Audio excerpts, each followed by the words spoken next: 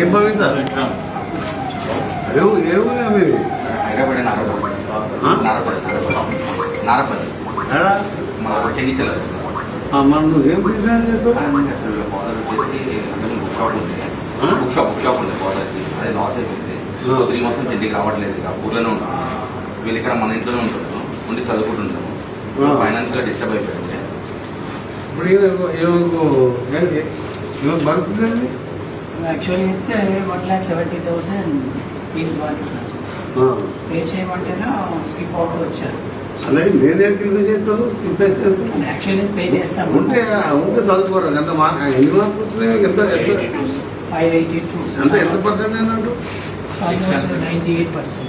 98% వచ్చిన పైసలు ఉంటే కట్టరా? అయితే నుండి కట్టరా? 98% తెచ్చుకుందంటే ఎంత ఇంటెలిజెన్స్ అవుతుంది. ఇప్పుడు ఏంటి 10th అయిపోయింది కదా. 634 ర్యాంక్ వచ్చింది. 634 ర్యాంకు.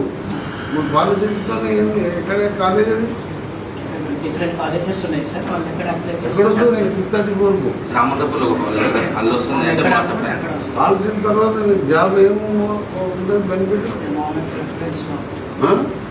ఏదైనా డిప్లొమా తర్వాత ఈసీఎస్ చేస్తే దాంట్లో జాబ్ ఛాన్స్ బీటెక్ చేసుకోండి. బీటెక్ చేస్తుంది.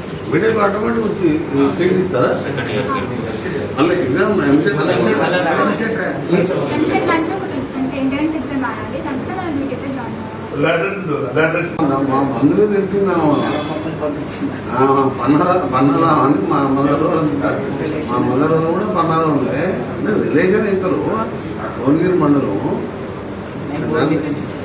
నేను ఏ ఊరు? ఇప్పుడు సర్టిఫికేట్ ఇదేనా? మెయిన్ సర్టిఫికేట్ నవంబర్లో వస్తుంది. ఒక మన అందరికి ఒక తెలియదు.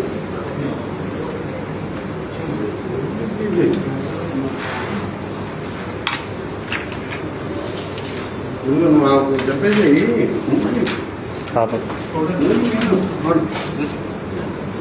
కాదు కానీ 50,000 పంపిస్తా అంటే మంచి ఈరోజు మాటలు ఆమె మా చుట్టం సరే మంచిగా మీరు చెప్తుంది కదా సార్ మీ గురించి తెలుసు మాకని